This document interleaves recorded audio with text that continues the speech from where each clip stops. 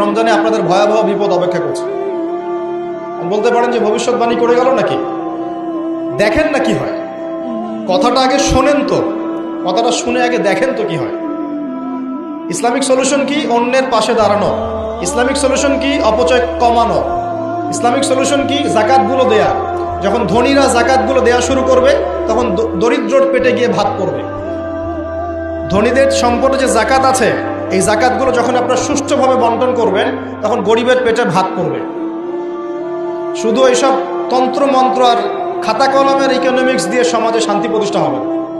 খাতা কলম বইপত্রের অর্থনীতি দিয়ে সমাজে শান্তি প্রতিষ্ঠা হয় না, বরং সমাজে কি হয়? পুঁজিবাদ হয়। পুঁজিবাদ কি জিনিস? ধনী দিন দিন ধনী হতে থাকবে, এক শ্রেণীর মানুষের কাছে ধন সম্পদ কেন্দ্রীভূত হতে থাকবে।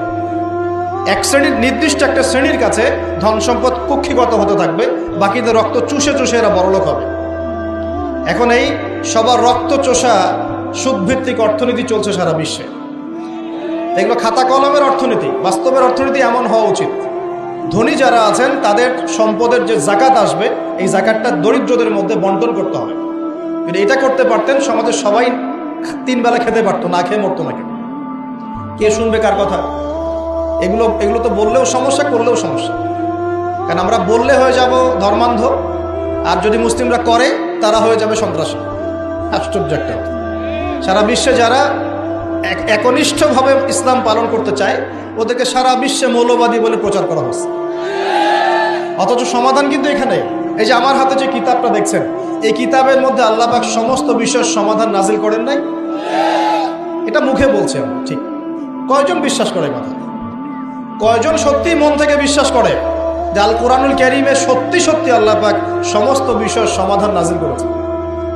আজকে জুমার দিনে সূরা কাহফ পড়তে হয়, তাই না?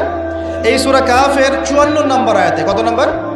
54 নম্বর আয়াতে আল্লাহ পাক বলছেন ওয়ালাকাদ সাররাফনা ফি হাযাল কুরআন লিন-নাস মিন কুল্লি মাসাল। আল্লাহ বলেছেন, দেখে নিন, আল্লাহ বলছেন নিঃসন্দেহে, নিঃসংকোচে, অবশ্যই আমি এই কোরআনের মধ্যে শুধু মুসলিমদের জন্য নয়, পুরো মানব জাতির জন্য সমস্ত বিষয় ব্যাখ্যা করেছে।